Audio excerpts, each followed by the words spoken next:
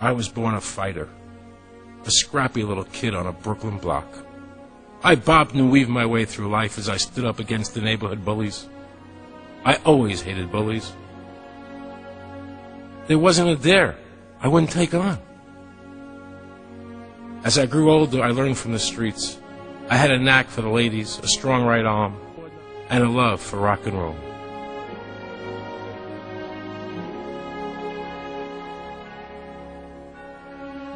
I opened the Chicago nightclub and booked big-name bands like the Grateful Dead, Led Zeppelin, and The Who. During the '68 convention in Chicago, I watched firsthand as the government raged out of control. I managed Bette Midler, founded the Manhattan Transfer, and was fortunate enough to win an Emmy, a Tony, and my films received 6 Academy Award nominations. I produced Trading Places, The Rose, and Wise Guys. But today, I am standing in front of the camera to fight for the rights of all Americans. Because today, I am frightened for the future of the country I love. Ladies and gentlemen, mad as hell, Mr. Aaron Russo.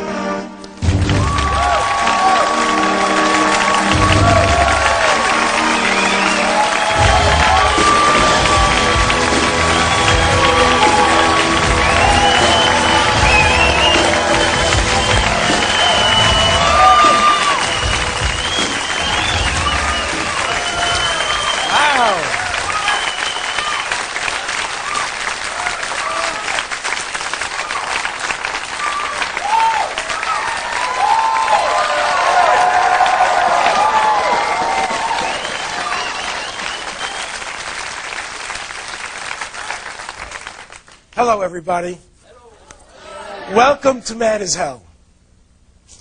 I'm here tonight because I'm sick and tired of what's happening to my country. I'm fed up, and I feel an overwhelming need to shine a light on, to illuminate our country's problems. And the most fundamental problem we have in America is that it is no longer a free country. And it is fast becoming a totalitarian state.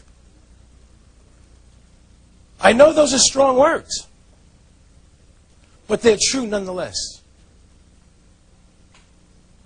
Let me illustrate. Imagine you're calmly driving along in your car, minding your own business, obeying all the traffic laws. And all of a sudden, in your rearview mirror, you see a police car coming up behind you. How does that make you feel? Safe and secure? Or uncomfortable? Let me see a show of hands for uncomfortable. Amazing, isn't it? It's amazing. See, I remember being taught in high school that America was different because it was founded on the principle of liberty. That means nobody can make you do things against your will, including the government. And government's function was to protect that liberty. Everybody, stand up. Stand up. I want you all to recite the Pledge of Allegiance. Pledge allegiance to the flag of the United States of America and to the republic for which it stands. Stop. Sit down. And to the republic for which it stands. It doesn't say, and to the democracy for which it stands, and to the republic for which it stands. America was founded as a constitutional republic with some democratic principles. A republic is where 99% of the people can't take away the rights of 1%. And that's why America was called a free country. Your rights were guaranteed and absolute. Do you hear our elected representatives telling you our country is a republic? No! In a democracy, 51%, the majority, can take away the rights of 49%, the minority. That's not freedom. Who's ever in office determines what rights you have. Like a ping pong ball, bouncing back and forth, back and forth. One says abortion's legal. One says it's not. One says gun control. Another says no. Taxes are too high. Taxes are too low. Balance the budget in 7 years, 5 years, 9 years, 3 years, 1 year, 18 years. Affirmative action. No affirmative action. Speed limit 55, 75. It's safer. It's not safer. It's insanity.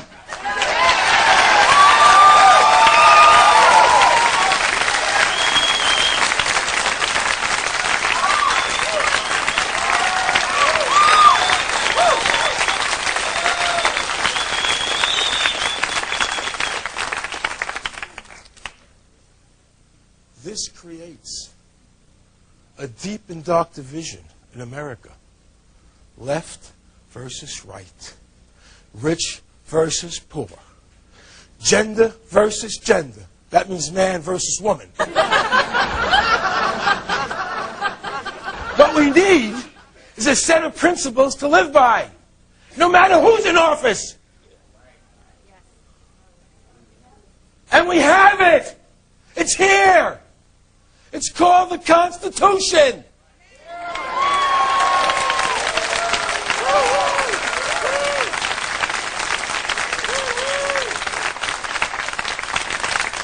Restore it. Don't ignore it.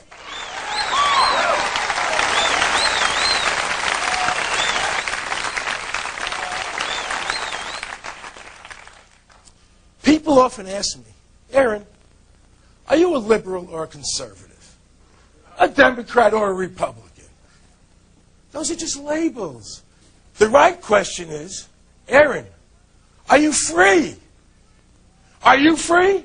No. Are you free? No. Are you free? No. Government is the problem, not the solution.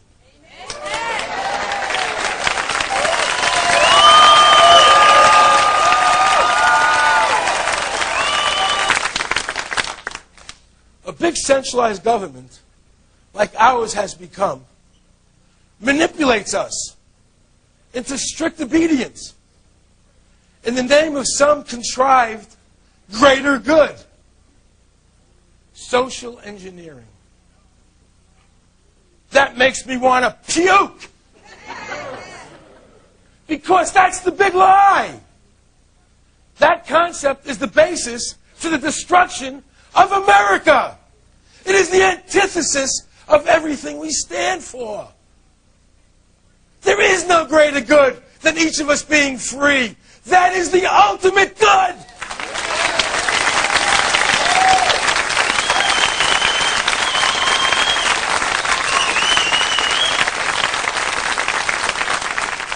Instead, we have federal agencies with massive police powers. They just gave the Bureau of Alcohol, Tobacco, and Firearms 13 ground attack jets, armed with Sidewinder missiles. What are they going to do? Pull an airstrike on Fred's smoke shop?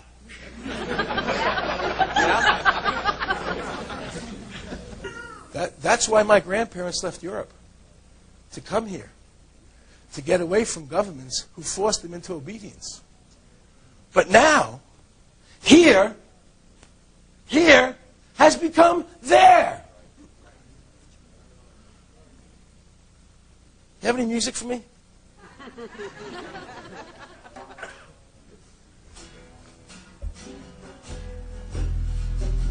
Enough of that.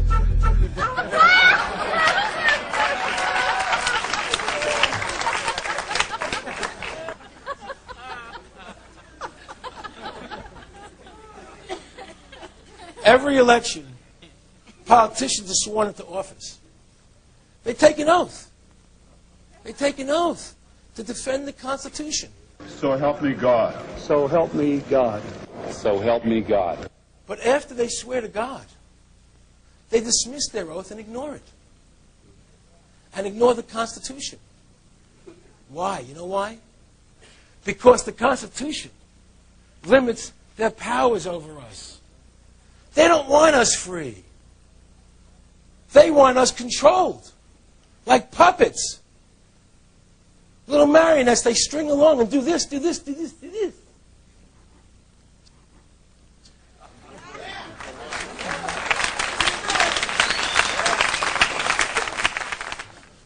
After the Oklahoma City bombing, the President and Congress called for the immediate passage of the anti-terrorist bill. The time is now to enact this important legislation. You can be sure that terrorists around the world are not delaying their plans while we delay the passage of this bill. It sounds great. Get rid of terrorism. Yeah. Yeah, on the surface. But scratch the surface of this bill, and we discover an overreaching power that is akin to dictatorship. 10-year sentences for the crime of supporting the lawful activities of an organization the President unilaterally, you hear that word? Unilaterally declares to be terrorist. And it's not appealable. He says it, that's it.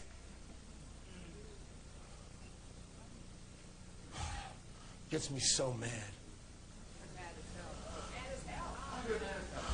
In addition, this bill allows five hand-picked judges, hand-picked federal judges, to hold trials in secret.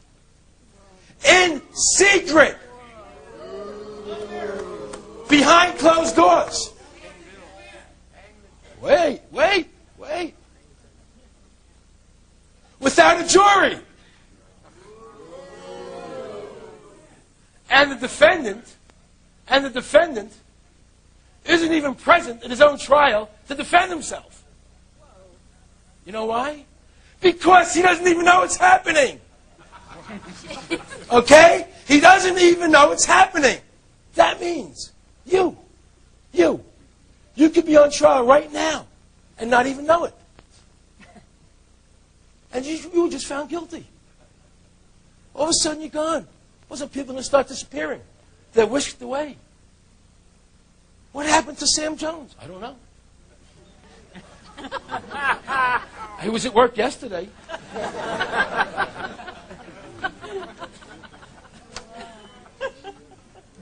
Does this sound like liberty to you? No! This bill is about furthering totalitarianism, not stopping terrorism.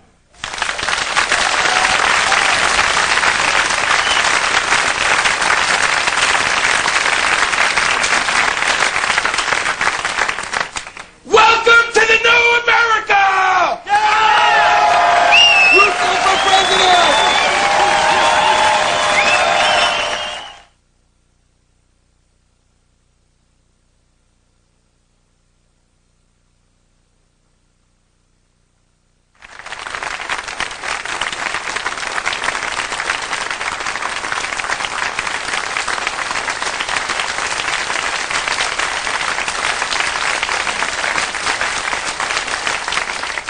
If you take a frog and drop him into a pot of boiling water, he'll jump right out.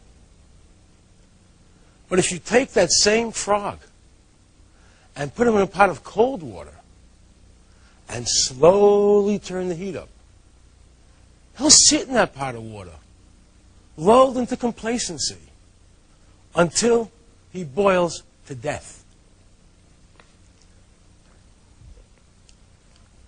Ladies and gentlemen, we are that frog. And the water's beginning to boil.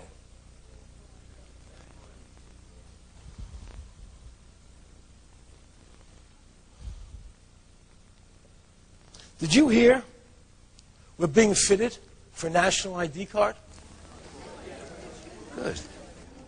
And it will be digitally encoded with the retina pattern of your eye or with your fingerprint. And every American will be required to carry one. Required is another word for forced. According to this bill, come 1999, all employers will be required to receive authorization from the federal government before hiring any new employee.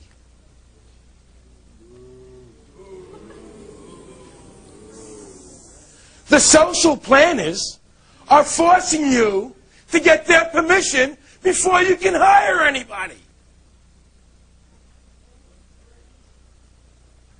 And your name has to be on their database to even get a job. Do you want your name on their database? No. They'll tell you from here to doomsday. They're defending your liberties. They're lying!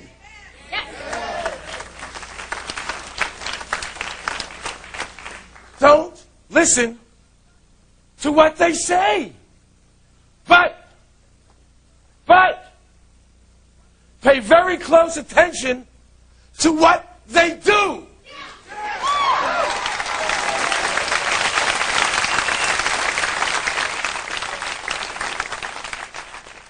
Thomas Jefferson said, the price of freedom is eternal vigilance.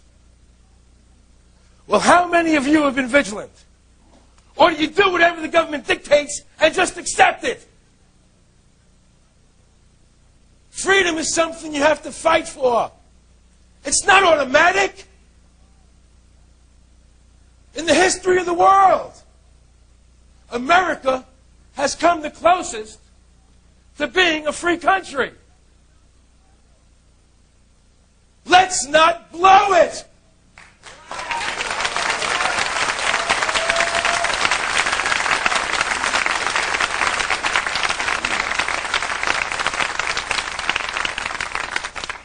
Speaker of the House, Newt, blew it when he urged fellow members of the House of Representatives to destroy the Fourth Amendment by passing H.R. 666.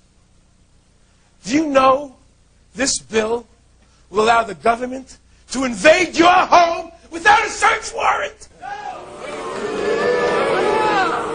Congress and the President have no authority to ignore the Constitution. But they're doing it. The major media never reported this. Why? Free press. Please. It's a controlled press.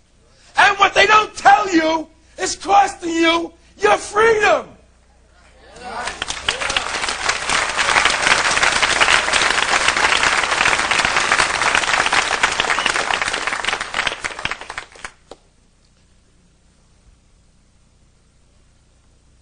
Music? Never mind.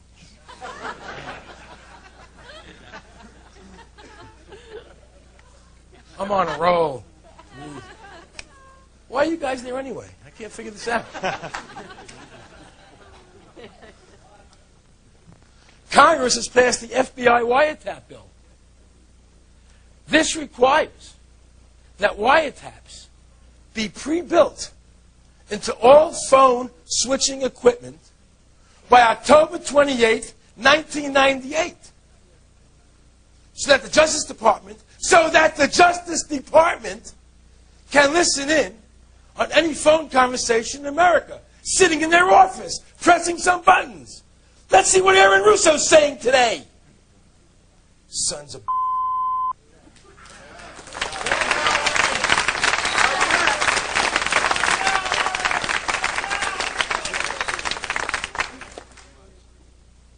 Then, the FBI asked for additional funding from Congress so they can tap into 1.5 million phones simultaneously. And when you tie that into HR 666, 666, little nasty number there, they won't even need a court order. I think each of those freedom-loving members of Congress deserves a rectal adjustment.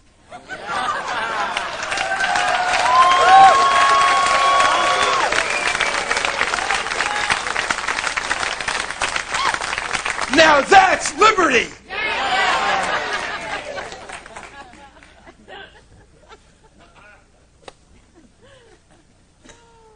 Almost everybody today is a criminal, according to the law. Let me explain. The federal code is over 1 million pages of fine print. It's been estimated that it would take 23,000 years to read. Okay?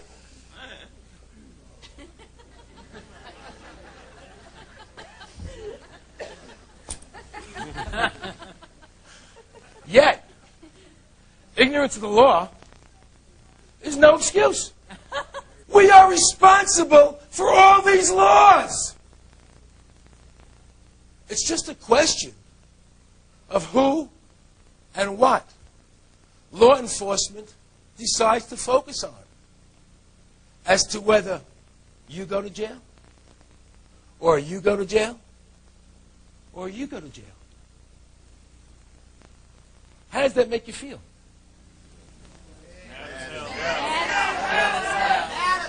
Well, if you're black, I guess you already know. I can't stand them.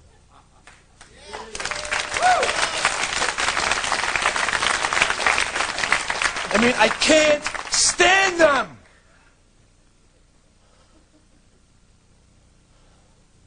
Do you know there are more people in jail today in America than any other country in the world? And 70% of them are there for victimless crimes. How can you possibly have a crime if there isn't a victim?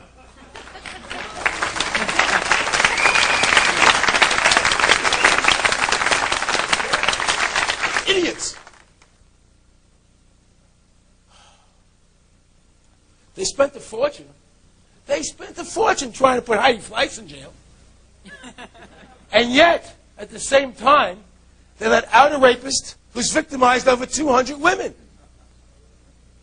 When they asked the rapist if he was going to rape again, he replied, That is information that will come out in the wash eventually. So right now the cards are still in the air. well, thank God they got Heidi Fleiss off the streets. I feel so much safer.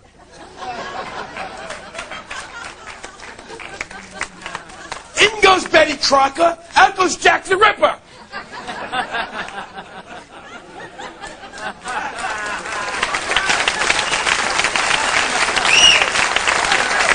It's insanity! It's insanity!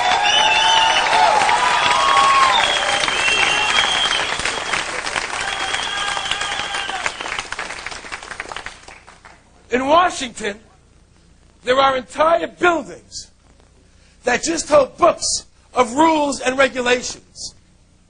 Big, big buildings full of bureaucrats whose job is making sure you and everyone else follow this endless stream of rules until we choke to death.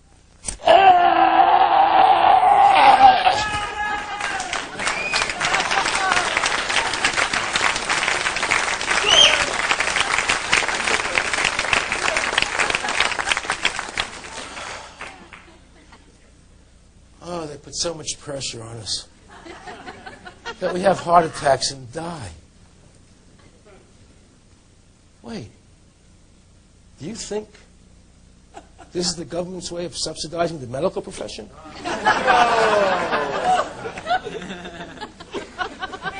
But Dr. Kessler of the FDA wants to subsidize not only the medical profession, but the drug companies as well.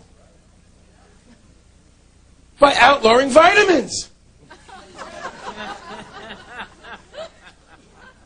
He wants you to get a prescription just to buy vitamins. Heil Kessler! Oh, did I say that? It must have been a vitamin C deficiency. But nothing to worry about. I have Social Security.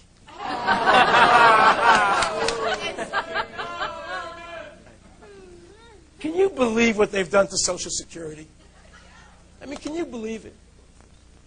From a voluntary retirement plan, it's evolved into another mandatory tax. Have you ever heard of a retirement plan where the money is not in your name?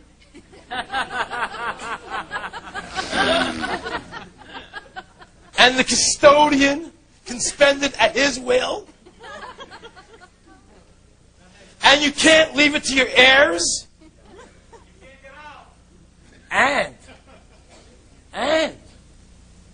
it's their way of keeping track of you to boot.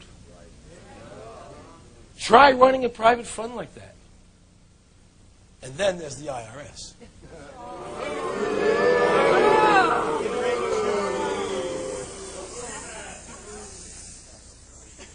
It really sucks.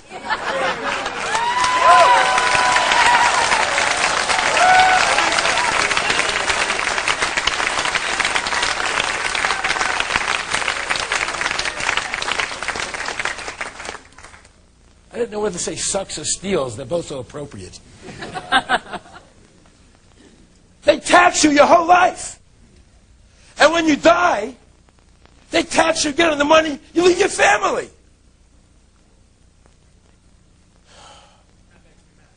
These people make pigs look anorexic.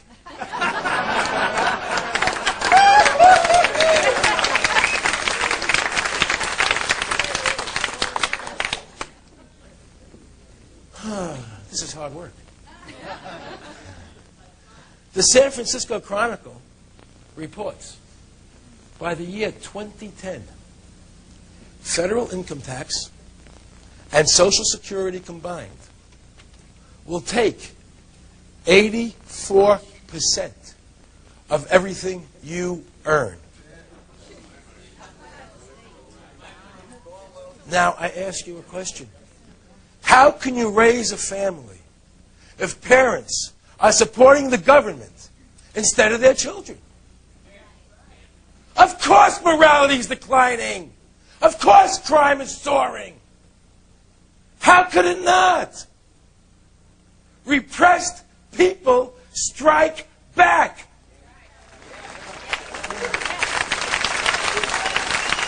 And there are a whole lot of repressed people in America today.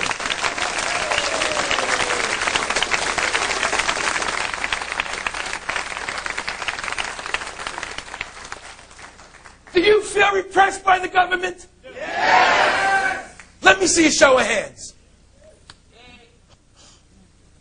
This country is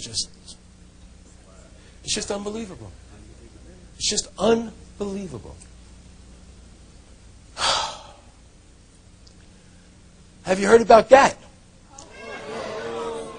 The General Agreement on Tariff and Trade? The so-called Free Trade Agreement? It's 22,000 pages. It weighs 365 pounds. That's a free trade agreement? One paragraph, we have free trade.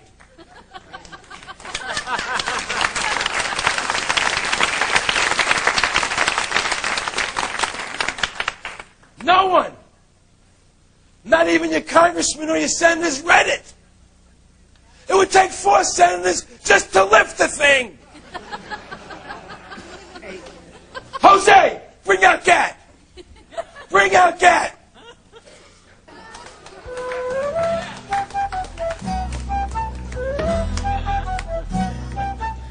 Dump it.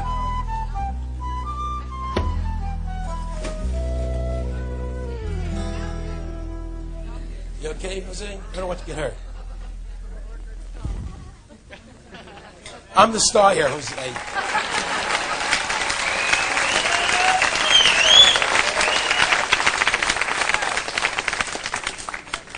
And two arch rivals running for president, Dole and Clinton, pushed everybody to sign it. I'm pleased to announce that an understanding has been reached with Senator Dole. For the past 50 years, our country has led the world to create a more open and a more prosperous trading economy. I will be writing a personal letter to each of my Republican colleagues in the Senate, enclosing all of this material, asking them to read it very carefully and suggesting that, in my view, we ought to be all in support of GATT when it comes up next week. They don't know what it says. Do you understand the implications of that? It's time to wake up. And I'm here ringing the bell. Because nothing works.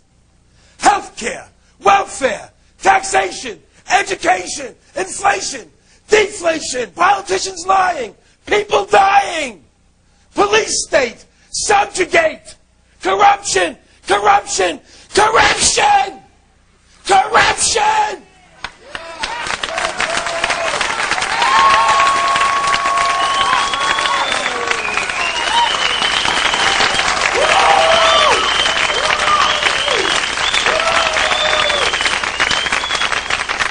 Are you mad yet? Yeah. Let me hear I'm mad as hell, and I'm not going to take it anymore. Come on. I'm mad as hell, and I'm not going to take it anymore. I'm mad as hell, and I'm not going to take it anymore. I'm mad as hell, and I'm not going to take it anymore. We're mad as hell, and we're not going to take it anymore. Remember, fighting for freedom is an old American tradition. We will not be denied.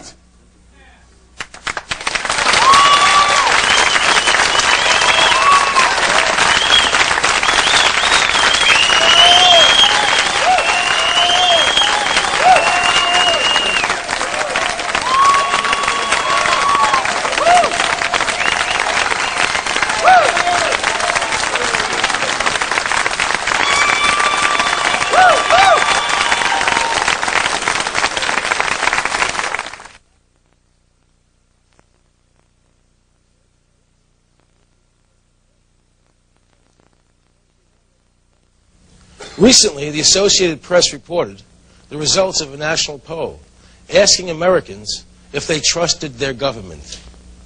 70% did not. One of the reasons this figure is so high is people are becoming more aware that we have all but lost our rights to due process and the presumption of innocence until proven guilty. A man's home is no longer his castle. Tonight's show is going to focus on asset forfeiture. Using that catchphrase, government agencies can lawfully storm your residence and seize all your assets. That includes your home and your bank accounts. Last year there were over 250,000 asset forfeitures. That's 5,000 every week. And 80% of those victims were never charged with a crime, much less proven guilty of anything. And in some cases, people were even killed in the process. Captain DeWitt here. Yeah. I'm on a search warrant with the Hidden Hills crew on this marijuana eradication thing. Yes. And they just, looks like 927D here. At the location? Yeah. Somebody there? No, we put him down. We killed him? Yeah. It's scary, you know. I never, ever would have thought that I would witness my husband executed, literally executed, third world country style. Donald Scott died in his living room on October 2nd, 1992, gunned down by police. Now, his widow says that Donald was the victim of a law that makes the seizure of private land so financially attractive to law enforcement agencies that they have begun to assume private citizens guilty till proven innocent. The story begins here at Trails End Ranch, 200 acres in Malibu, California. Current value, $5 million. Landowner Donald Scott was a multi-millionaire due to a family inheritance. He was handsome, prosperous, and married to Frances Plant, a woman half his age. But their passion for each other blinded them to age differences. I would tell him he's 61 going on 16. He had so much energy, and he was just so much fun to be around. We had the best time. We just had a ball. I don't think any two people have ever been happier. But their idyllic life at Trails End soon became a Gothic nightmare. Good morning. I'd like to welcome you all to Rancho Sierra Vista Satwewa on behalf of the National Park Service. In the 30 years since Donald Scott purchased his ranch, the National Park Service had bought up every available land parcel surrounding Trails End, making Scott's land a choice morsel for federal acquisition. The Park Service judged Trails End crucial to complete its federal land acquisitions agenda. Friends say that the Park Service had approached Donald repeatedly about selling, but he refused. Donald always had a feeling that the government would do something, or the national park wanted this land to the point of where they would do anything to get this land, even kill him. Ironically, Scott predicted his own death, but it was not by the Park Service. 2 years ago, the L.A. County Sheriff's Department claimed they had received an anonymous tip about Trails End Ranch. Captain Larry Waldy ran the narcotics unit at the time. We then got a tip from a reliable informant that, in fact, that marijuana, large amounts of marijuana were growing there. It was 1993. L.A. County was in fiscal crisis. Law enforcement budgets were scant, and like other agencies, the Sheriff's Department was scrambling for extra funds. More and more, they were forced to rely on the proceeds of drug busts to supplement crippled budgets. In effect, our civil servants became revenue producers. Discovering drugs on private land allows a law enforcement agency to seize the property, sell it, and take the profits. That is called asset forfeiture. It is highly controversial in that it gives an incentive to law enforcement agencies to say that drugs exist, to pretend that drugs exist, even when there aren't any. Financially motivated to confirm the anonymous tip, Deputy Sheriff Gary Spencer ordered aerial reconnaissance, and DEA agent Charles Stowell complied. In a flyover the ranch, he claimed he saw 50 marijuana plants attached to lines suspended from tree branches. There is virtually no way that Stowell could have seen through that canopy of trees. It's like a rainforest. It's impenetrable. Michael Bradbury is district attorney for Ventura County. His investigators studied the Scott case for months. Their findings were explosive, concluding the L.A. Sheriff's Department was motivated in part to seize the ranch for the government. I think Agent Stowell was under tremendous pressure from the Los Angeles Sheriff's Office in the person of Deputy Spencer to come up with the opinion that marijuana was being cultivated on the ranch.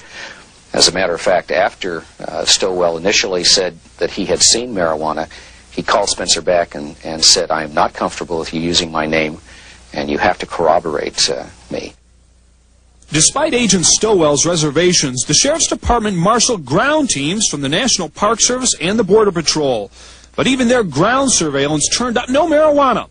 Nevertheless, law enforcement still commandeered a search warrant and ordered the troops to move in. 27 people were at the scene. There were at least 5 different agencies. You had the National Park Service there because we worked with them in dealing with the marijuana eradication program. LAPD was there and DEA was there. Coupled with that is the National Guard that we worked with. There was a crash and the house started shaking. And when I first realized it wasn't an earthquake, and I saw a man's face looking at me through the window. Here these men come running towards me, and I'm backing into my living room, screaming, "Don't shoot me, don't kill me." My husband heard me, and he came out into the living room screaming, "Francis, are you all right?" And he had his gun pointed up in the air, and he looked at me, and they yelled, "Put your gun down, put your gun down, put your gun down." And that was the last thing he said, and they just murdered him. This picture of these men was taken moments after they killed him by their own sheriff's department, and they're smiling like I don't know what. The troops searched the entire property, including a grove of trees where the 50 marijuana plants were allegedly spotted by aerial reconnaissance. And there was no marijuana. But we found some lines suggesting the block and tackle method on some of the trees in that general vicinity. There's no evidence that there were ropes and lines there. I will never be able to be convinced they came here to serve a search warrant. So why did 5 government agencies storm the house that morning? Was the raid on Donald Scott's property part of a government conspiracy to obtain his land for the Park Service under asset forfeiture laws? Does that sound too far-fetched to you? Not if you consider the findings of the DA's office. Curiously, the district attorney's investigation yielded these documents. They were passed out during a briefing before the raid. A property appraisal of the 200-acre ranch and a map, including a notation by Agent Stowell that a neighboring 80-acre parcel had recently sold for $800,000. The district attorney doesn't understand why a search for drugs would include such information unless seizing Scott's land was law enforcement's motive. I think this is simply a case of a good officer, very aggressive, who lost his moral compass, saw an opportunity to have his star rise rapidly in the department by seizing a significant asset. In fact, current Park Service land acquisition policies across the United States are under scrutiny, considered heavy-handed, and in some cases illegal. As for Donald's murder, Frances insists that her husband was in the process of lowering his gun when he was shot. It was just pointed up in the air. He didn't have a chance to obey their deadly command of put your gun down anyway.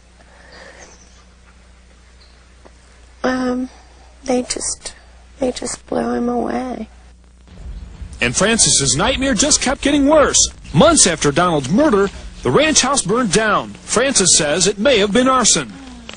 The house is burned down because the National Park, again, the National Park refused to let the Ventura Fire Department put out the fire. They could have made a very simple fire break. They had all their equipment there just to make one little fire break. And the National Park stopped them. They said it is against our park policy to disturb the natural beauty of our park land.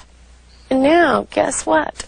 Now the IRS wants to force the sale of this land to make us pay death taxes. So let me get this right. One agency of the government comes in and kills your husband. And now that he's dead, another agency of the government comes in and wants the land. Well, they haven't met me yet. They're not going to get this land. I couldn't believe this could happen in our country. I couldn't believe my father has fought in 2 wars for us to be safe in our homes. And for this to happen in America it's unbelievable.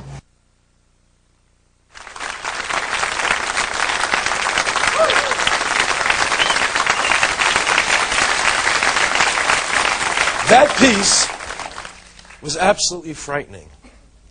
And the fact that the 2 deputies who shot Donald Scott are still in service only goes to prove the point that the government is unaccountable. We are very fortunate to have with us on today's show 3 of America's foremost experts on asset forfeiture. Brenda Grantland is a graduate of George Washington University's law school. She presently serves on the board of directors of FEAR, Forfeiture Endangers American Rights. And Jeffrey Steinborn is a graduate of Yale Law School and a prominent Seattle attorney who specializes in asset forfeitures. Judy Osborne is a hooker from Santa Monica Boulevard. No, I'm just kidding. I'm sorry. A little.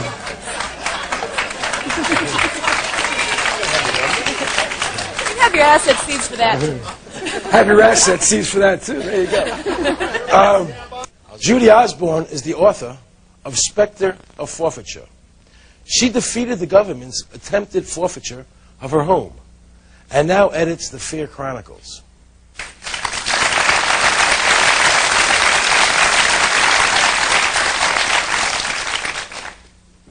Is what happened to Donald Scott a rare occurrence?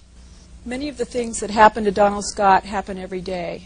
There are people that are getting killed because of the war on drugs and because police want to seize their house. There are many instances where the police lie to obtain a search warrant. And there are many times when the raids are made on places where no crime is being committed. Mm-hmm. So how does civil forfeiture differ from criminal prosecution? It's so easy to forfeit something civilly. All they have to do is say that we want it and come and get it. And at that point it becomes your burden, you the property owner's burden, to hire an attorney if you can find one who understands the law and to go there and prove that the government doesn't have a right to your property. So it's enormously different. Really all the government has to do is wish for it and it's theirs until you can go try to get it back, which is very difficult. Wait, are you saying to me that under civil forfeiture the government doesn't have to prove anything? No. There's no due process of law? No, that's correct. That's what I'm saying. So they can seize your property based on hearsay, and hearsay is really nothing more than a police officer standing in front of a judge and swearing to something for which he's not accountable. And that's enough to get the papers to seize your house. Then you have to go back to court and try to prove that your house or your property is not tainted by some unlawful conduct. So how does do the police or the authorities decide whether a case is civil or criminal? Well, I think nowadays they have to think more seriously about criminal because of some new developments in the law. But up until about a year ago, the courts had ruled that civil forfeiture of your property was not punishment, and therefore the government didn't have to follow the usual rules that they have to follow when they try to punish you for committing a crime. So if the authorities have the option of saying this is criminal or civil, they can always say it's civil because it's easier for them to take it. Absolutely easier.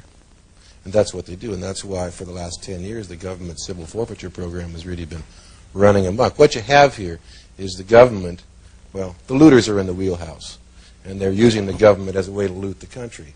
And the result of it is that the police in situations like this really run around like children without adult supervision, taking what they want. In about 90% of the cases, there is no recourse. The property's gone, and whatever rights may have been violated along the way are simply ignored. Fortunately, assassinations are rare, but they're certainly not unheard of, and I'm sure we haven't seen the last of them. So they can, if they want to, they can just come in and say that they can just plant evidence and they can do that too, but they don't have to. They don't need evidence. They don't need evidence. They need a cop. We all know how honest cops are. They need a cop who's ready to swear that somebody reliable told him or her that there's pot in your house or that you sold some drugs or committed some crime and that the fruits of that crime are invested into your real estate or in your bank account. So if some informant says Aaron Russo is growing marijuana in his backyard and the cops come and raid my house, they can seize my home, my bank accounts, based on the fact that some informant said that. That's correct. An informant who stands to gain 25% of your seized assets. Whoa! Wait a minute. No! You mean the informant gets a piece of this action? Yes, either in reduced jail time in some cases, but most often up to 25% of the forfeited assets. It's right there in the statute. It's right there in the statute, yes. So I'm going to call up on everybody in here. Hey! This one. Let's seize their house. I'm getting 25% of that. And it places the owner in the untenable situation of trying to prove a negative. I challenge anybody here to prove there was no marijuana in your closet on this day 2 years ago. Prove it. That's the scary part about it. And what's happened, you know, Aaron, we've been talking about the Constitution, but this demonstrates very clearly the Constitution is what the judges say it is. And if the judges say this is constitutional, then it is. And so one of the problems really is that the judges, we have to have some judges who have the courage to talk about what your rights are and to be offended by this. But the Constitution is very plain English. It's not very difficult to understand. Well, you would think so, but historically it's always been nothing more than what the judges say it is. And this generation of judges seems to have a low esteem for some of these rights that we hold so dear. So who's vulnerable to forfeiture? Like everyone. Anybody. You know, there are lots of cases now where third parties are having their assets seized because of something someone else did. Say a landlord-tenant situation, for example. You may own an apartment building and someone living in your apartment may be selling drugs. The police will come to you and say, get that tenant out of there within 2 weeks or we'll take your property. And you go to your lawyer, you find out that the local landlord-tenant law requires you to give your tenant due process. So you start going through the due process that you're required to give under the local landlord-tenant law, and that's not fast enough. They come in and seize your property. There's a couple in Southern California, retired Army, I forget his office. He was an officer, and this was his retirement property, and he lost his entire rental property because he couldn't get the tenant out fast enough to please the cops. If you're a landlord, the situation is even more frightening than that because they can search your rental property illegally. Just kick the door down without a warrant. And if they find something growing there, then they can seize the house. And you, the owner, the landlord, don't have the right to object to the illegal search because you weren't living there. I just had a case like that last week, yes? And they are not embarrassed to stand up in court and say, yes, we're going to take his house, and he has no right to complain that we kicked the door down without a warrant because he wasn't living there at the time. In fact, reporting your suspicions of your tenant's illegal activities to the police is cause enough to have your house forfeited because that puts on the record that you knew that there was something illegal going on. Right. So you can't show your innocence. So you're in a catch-22 situation. Yeah. So how does an ordinary citizen protect themselves? You try to get the laws changed. Right now, everybody is vulnerable. You can have your assets forfeited for making an incorrect statement on a loan application. Fish and Wildlife not long ago seized a tractor under EPA laws because it ran over an endangered rat. Oh, it didn't help the rat. I heard about that. The Vietnamese farmer was tilling his land with his tractor. He ran over a kangaroo rat, and the government came and took his tractor. They tried to put him in jail for 2 years for running over a kangaroo rat. This is unbelievable. Do you know why I'm so mad? Do you understand what's going on here, guys? I mean, this is sickening. And it's our country. If you are a member of a corporation and one individual in that corporation is indicted for instance, a money laundering operation, the government has a theory of tainted money, where his tainted money contaminates all your good money like a drop of ink in a glass of water. And so, therefore, the whole corporation's assets can be forfeited based upon the alleged illegal activity of one member. What is this about legal fiction, that property has no rights so they can take it? How does that work? Can somebody tell me? This is a very old concept that goes back to biblical times, basically. If an object, it's called deodond, if an object is used to kill a man, then like a sword is used to kill a man, then they would say, well, that sword was guilty and we're going to take it away from the owner and destroy it.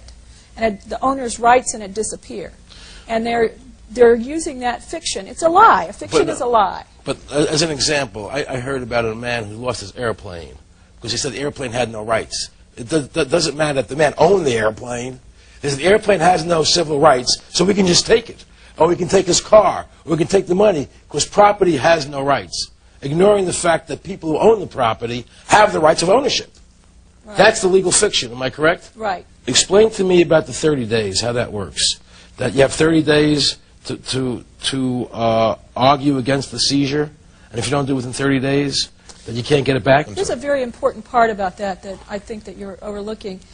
When they take your property, they could hold it for a long, long time and then send a notice out when you happen to be on vacation or whatever. You've got 20 days not only to file a claim, but to pay a cost bond of 10% of the value of the property in order to even fight to get it back. So in order to get a hearing, you've got to pay for it in advance. But if they just took everything you own, how can you pay for anything? Well, you're indigent, and of course you can't hire a lawyer, but because it's a civil case, you are not appointed a counsel. So you have no money left to hire a lawyer.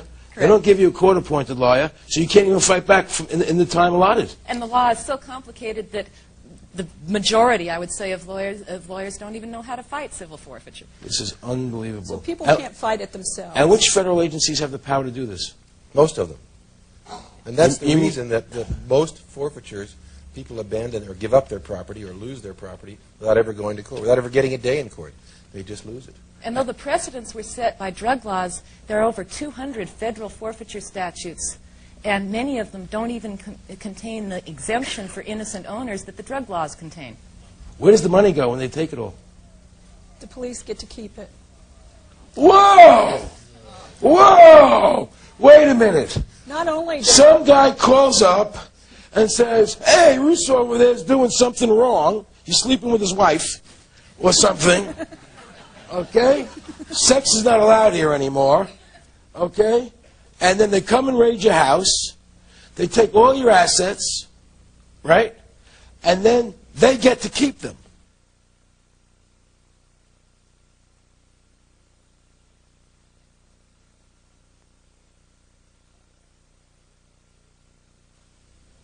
Now, a few days ago, something shocking came across my desk.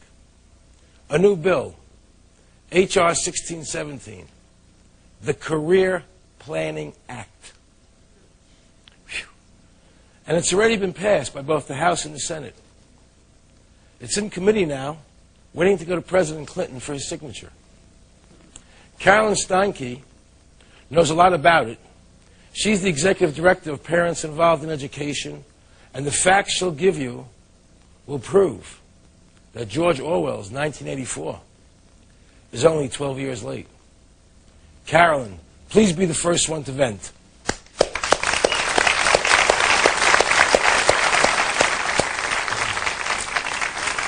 Children in this nation, as a matter of fact, in our wonderful United States, are scoring lower than third world nations when it comes to getting an academic education. But we know that problem. Tell us about H.R. 1617. H.R. 1617 came to light when we realized that there was a plan. The reason why they are dumbing down our children is the Clintons' plan for human resource development. It is a plan in which the government has decided to join in a partnership with parents in the raising of their children. Parents and the government are going to be a partnership? Yes, 50% arrangement until a child, of course, has been designated at risk. Now, they call the plan cradle to grave. Cradle to grave, meaning that from the I call it sperm to worm.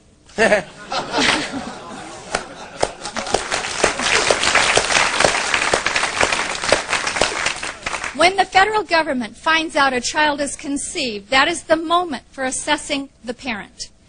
And from that time on, every child will be assessed, and they will be qualified, and they will be scrutinized. And if for any reason, according to the plan, these children are not meeting the criteria that the federal government has set for their well-being, which could be anything, we have that also, the at-risk designations, could be anybody's child. The child of an obese parent, the child that has too few toys or too many toys, a child that was a low birth weight, 6 pounds. Do you know what that brings? That brings with it the federal government looking into your home unannounced 8 to 10 visits a year to monitor. What does that mean? They can just come knock on your door and walk in the house? Absolutely. If your child has been designated at risk. And who designates them at risk? If they fall into the criteria, whoever is the case manager, the social worker, the person... No! Absolutely. No! Now, that's what we've been finding out. But then we take it a step further and we find out why. Why? Because this whole society is in the process of being recultured. And they say the reason for the Careers Act is that we need to change our labor force because it's so dumbed down, that we have to be able to be competitive in the new world. In the global market, we need global workers. Well, I'm telling you right now, Aaron, with the way this country is hemorrhaging and our manufacturing is going to other countries, the only way this human resource development, human beings who go to get a job are going to be competitive in a third world market is if they're going to work for 1/42nd of the normal wage. Now, the governing board at the federal level sets up a national plan for workforce development, a national employment agency, where all frontline jobs, public and private, must be reported. And all vacancies and anyone looking for work must report to the National Employment Agency. So does that tie into the Feinstein bill with the Immigration Act that we have to That's it in a nutshell. That's it. Now, they're totally radically restructuring education. And the plan, the legislation calls for integrating career-based curriculum at the earliest grades possible. Little kindergartners are now going to start talking about careers, and now they're going to start being investigated, analyzed, and surveyed as to what is their best potential for their future. And Aaron, guess what? Your children and my children and the children in this audience are going to now be picking their career for life and being trained specifically for that career by the 9th grade. Not my children. Not my children. Does this sound a little bit like the hammer and the sickle? Well, I think, Carolyn, I thank you for coming here and telling us all this. I think Carolyn deserves a big round of applause.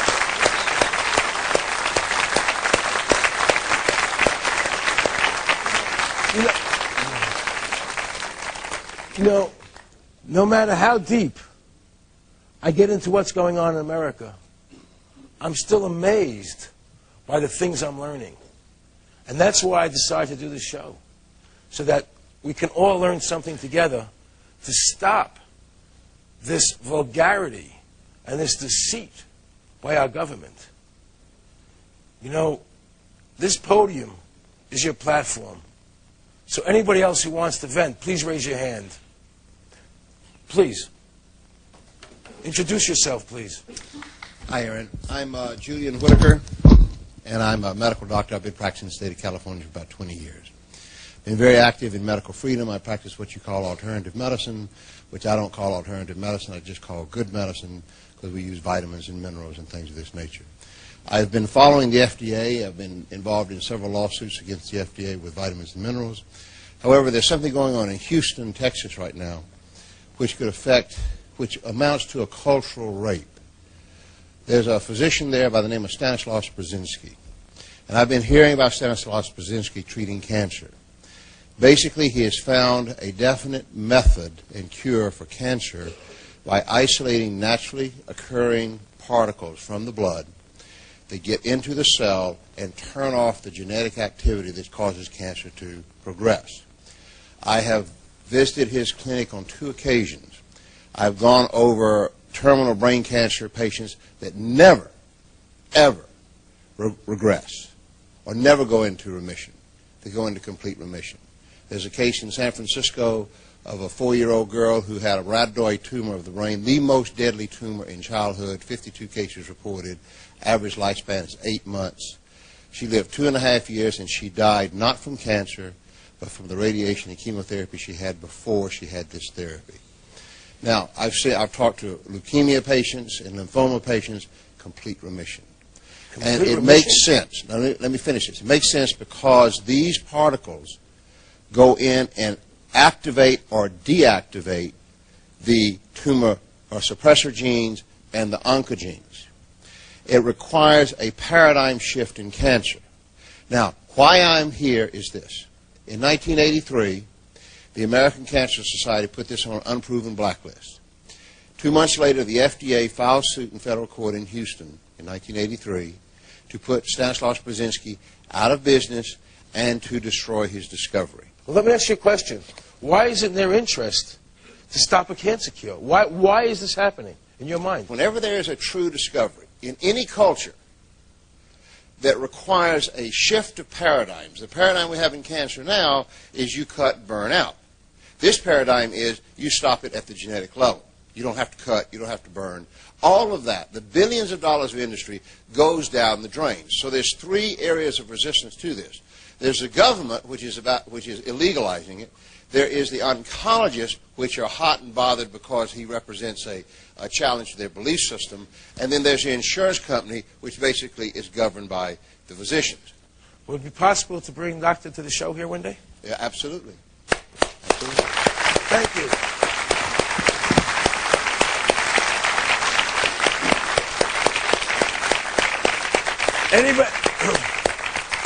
Anybody else would like to vent?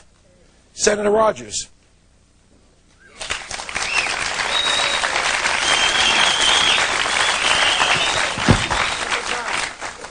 Thank you, Aaron. And I'm mad. Let me tell you why. Please. I'm mad because the federal government has literally turned their back on not only California, but all the border states. And let me tell you what I'm talking about. Every night, several thousand people enter into our state illegally. They break our law. They're illegal aliens. They come across the border almost unrestricted. 80% of every newborn child in Los Angeles County is born of an illegal alien parent. And the California taxpayer is picking up the tab. Mm-hmm. Now, I'm mad because the voters, Article 1, Section 4 of the Constitution, and I wish some of the federal judges would read it once in a while. That's a far... I guess so. It says clearly, it clearly says that the federal government is charged with the responsibility of protecting the individual states from invasion. We are being invaded. California, Arizona, New Mexico, Texas, Florida, literally being invaded by people who break our law and come into our state illegally. Now, 15 months ago, the people in this state voted, 59% voted for a proposition called 187. A federal judge, one judge appointed by Jimmy Carter, has put a stop to what the people in California clearly support. Absolutely. Absolutely. Now, what we need to do is, of course, I'm thinking maybe we ought to put a term limit on federal judges, folks, rather than lifetime. It is not fair to the people in California. What's happening? We are required, according to this federal judge, to provide free welfare services, free medical care, and a free public education to all of these people that come in and break our law and come into the state illegally. And it's time that we told the federal government, look, you either do it or we're going to do it. Amen. Now, the federal judge, let me tell you how contorted her reasoning was in using the Constitution. She said, well, Prop 187, you are making immigration law, and that is the area for the federal government. That's not what 187 was about. 187 was merely saying the state of California has the right to remove the incentives that are acting like a magnet that are drawing these people into our state. That's all 187 does. Right. It doesn't monkey with immigration law. So it's time that we put a stop to it, that we reaffirm the sovereignty of the state of California, and we do what we know we have to do to spare and preserve and rescue the taxpayers in this state. I'm mad.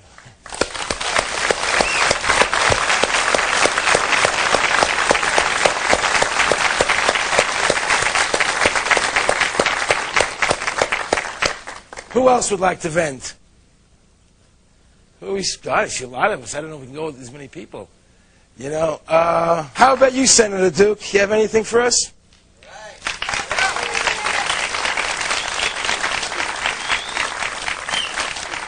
Please introduce yourself. Okay, well, I'm Charles Duke, state senator from the state of Colorado. And I'm very happy to be here today, Aaron, and I'm mad as well, like many of the people here. Are you mad as well or mad as hell? Mad as well. I'm mad about the loss of our Constitution, as you well know, and I'm mad about a $5 trillion debt, and just a number of things, not to mention the property seizure law that you've talked about tonight. That's really one of the many reasons that I carried the nation's first 10th Amendment resolution. And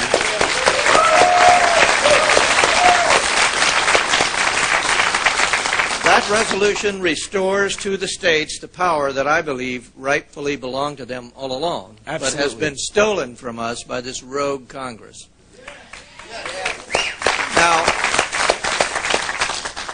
That resolution had two parts. It said, first, the state of Colorado hereby claims sovereignty over all powers not otherwise enumerated and granted to the federal government by the United States Constitution. It's based on the 10th Amendment, which says the states have any power they wish to have, unless it's prohibited. The second part reminded the federal government that they're our agent, and it says that the federal government, as our agent, is hereby given notice and demand to cease and desist, effective immediately, mandates that are beyond the scope of the constitutionally delegated powers.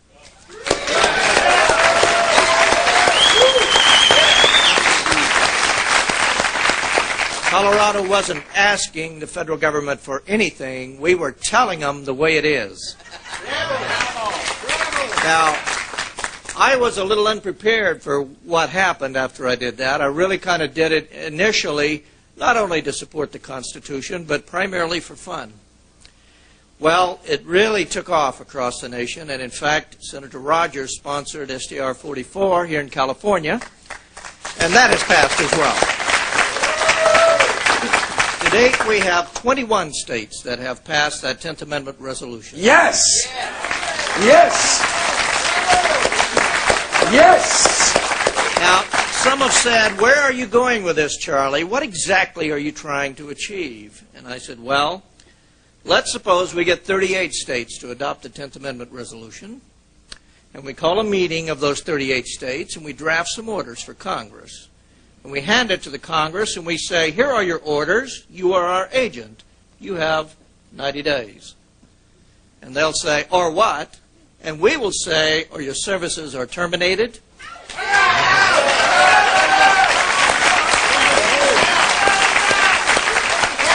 And there will be new elections to replace you. Now, there are good things happening in our government, some of them at the state legislative level, even one at the national federal level. Because in Montana there was a bill, didn't pass, but I'm sure it'll be introduced again, to require any federal agent to register with the local sheriff. Oh, great.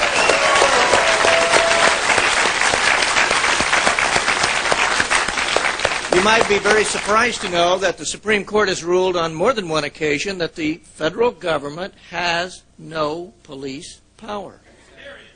Right. So they can't go to the federal government for help there. In any case, I'll be introducing that in Colorado. And Senator Rogers has told me if I get the data to him, he'll introduce it for the state of California. Yes.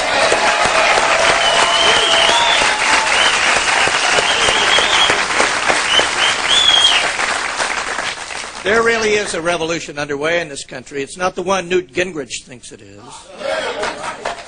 It's in the minds of the people, and we are going to reclaim this government. I think the framers of our Constitution properly did understand what 1996 was about. The challenge for us is to understand what 1776 was about. Thank you. Thank you.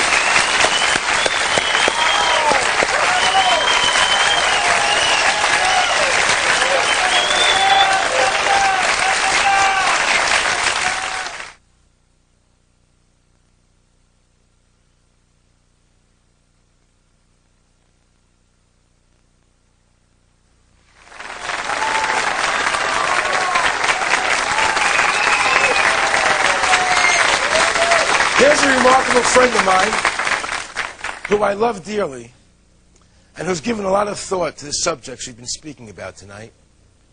Ladies and gentlemen, please, Rod Taylor.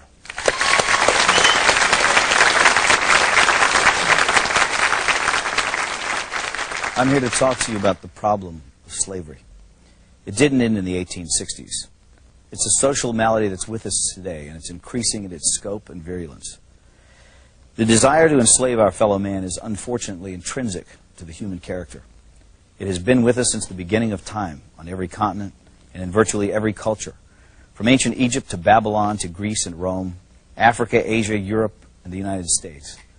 Germany and Japan openly practiced widespread slavery only 50 years ago, and the Soviet Union until less than a decade ago. China even today. It's a disease of our human nature, and yet people are under the impression that it no longer exists. I say to you that in a subtle form it exists in America today, and it's becoming less subtle and more manifest. Madison Avenue has just cleaned it up a little bit, dressed it up in new words. The slave master is now Big Brother, someone to protect you, someone to confide in. But it's all the same. He owns your life. Now, this may sound far-fetched, but I think I can prove it. When the IRS allows you a tax deduction, they and their congressional collaborators and the media call it a tax subsidy. In other words, they designate it as a gift to you, a subsidy.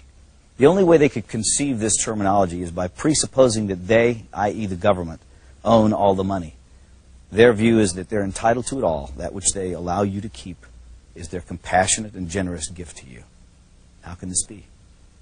You create the money by your efforts, your sacrifice, your creativity, your risk-taking. So how can it belong to them? It's very simple. They own you. They own everything you produce, your money, your house, your thoughts and ideas, your children. If you go to a foreign country to work, you still have to pay the U.S. income tax. You could dig a hole in the middle of Siberia and they'd be entitled to a cut of your wages because in their minds, under their law, they own you.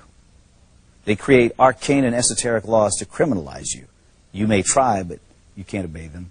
You can't even understand them without a lot of professional help. You have to run around slavishly collecting little pieces of paper, receipts. 7 years of detailed financial records because you might be called on to give an account of yourself to the big boss man. And if you've made a mistake, he can take everything you have. He loves it that way. That's total power over you, slavery. I don't remember when we, the people, signed over ownership of ourselves. It just gradually happened by them taking more and more of our freedom. But here's the worst part. It's really only just begun. In this modern age, the information age, getting your money is not enough, even though money, don't let anyone deceive you, is the material source of your freedom. Now, however, they want your mind. If you deviate in your thinking, if you commit one of the 10,000 taboos, and they perceive your actions as a threat, they'll come out and kill you. It was the thought police who killed the children at Waco and Ruby Ridge. Neither David Koresh nor Randy Weaver, whatever things might be said about them, had ever mugged anyone, robbed a 7-Eleven, or committed forcible rape or murder. But they did have unorthodox views, and therefore it was necessary to round them up and deal with them. Whatever their crimes were, they could have been arrested and tried openly in a court of law. But that was not the aim of certain factions in the government. These statists wanted a massive demonstration of force to show who was boss. The penalty for resisting is death. After all, we're not free. We belong to the government, and deviant thoughts will not be tolerated. In the aftermath of the horrible Oklahoma City bombing, government propagandists tried to intimidate the people into silence by recklessly linking criticism of the government to acts of murder. Some people ask, how can you fear your government and claim to love your country? Our response is, how can you love your country without fearing your government? Who else holds a counterfeit license to kill, incarcerate, and confiscate for non-crimes? Remember, America is about liberty first and last, not obedience to bureaucrats. The Washington power clique wants you to shut up, get in line, do what you're told to do, and most outrageously, think what you've been told to think. We have hundreds of politicians and thousands of lobbyists crawling all over Washington, thinking of ways to control you, to extend their will over you, to subvert your freedom and replace it with their will, to capture, that is, to steal your life force. And so we should all be very angry, because anger is the engine that drives our will to resist. And without resistance, without awareness, they will take it all. That's not just politically perverse.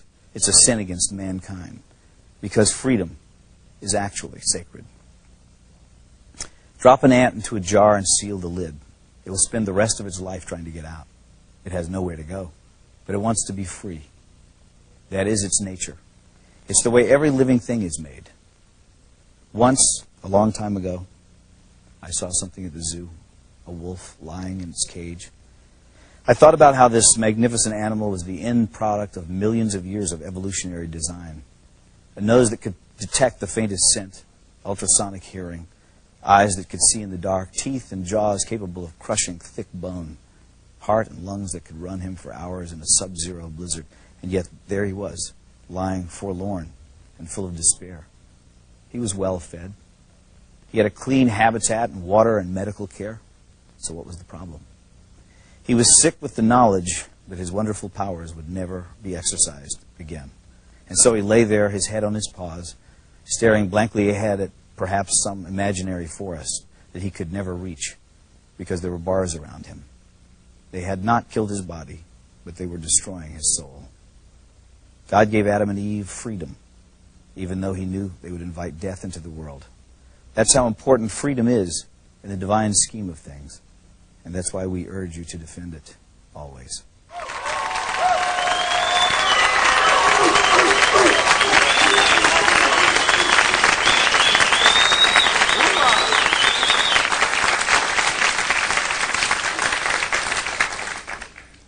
I've often wondered what George Washington, Sam Adams, and Thomas Jefferson would do if they were alive today. Not much. They would have been in jail. You know, a lot of intelligent people warned me not to do this show. Said I was putting myself in danger. But that's precisely why I'm here today. I refuse to live in fear of my government. We have to take personal responsibility for our lives. They think of us as statistics. They lump us together in groups. 65% of the blacks think like this. 75% of the women think like that. 27% of the Jews think this way. And 61% of the Christians think that way. 50% of the men think this way. And of that 50%, 46% of the circumcised ones think another way. It's all bull.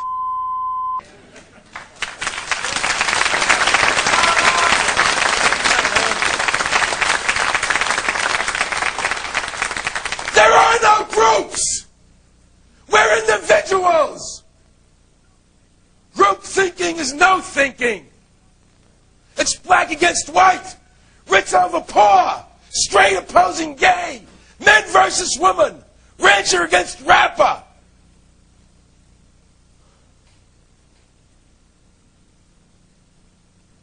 It's only as individuals that we will ever find harmony and peace. Bill Clinton and I are both white, straight, male Americans. That's 4 groups we share. But do I think like Bill Clinton? I can't stand Bill Clinton.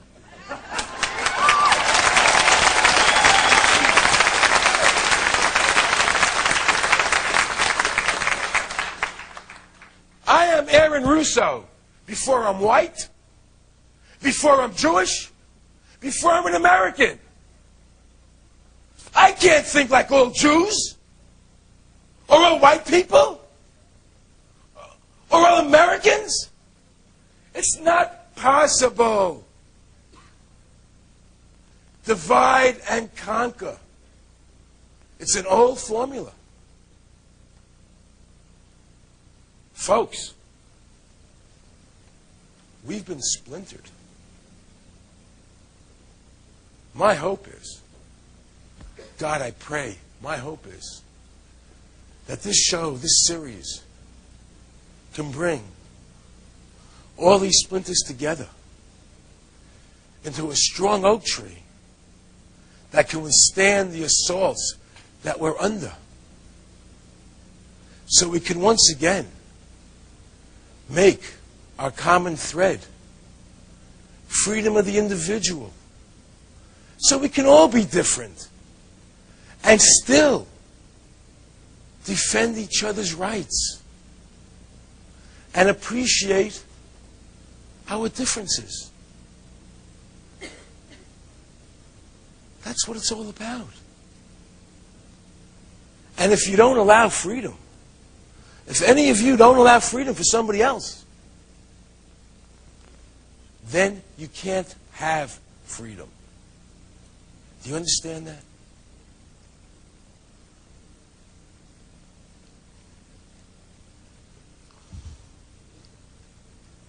We don't have much time, folks. The free America that we all knew and loved may be gone forever. That's frightening. That's damn frightening. It's time for all of us to stand up and say, no matter what my gender, my race, my age, my education, or economic level, rich or poor, I am first a human being. And I'm ready to start behaving like one again. I open up my arms and my heart and respect every other person in this country.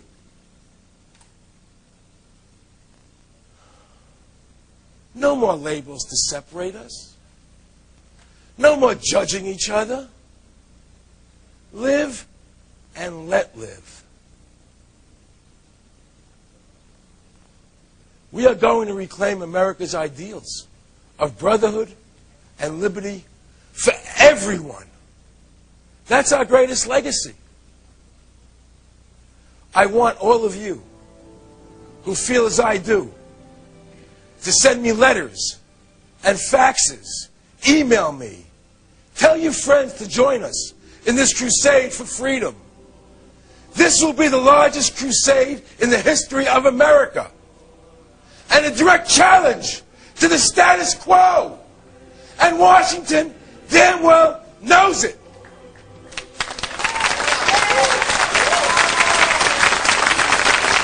Make them understand that we, the people, are the sovereigns, not them. We love you, Ed.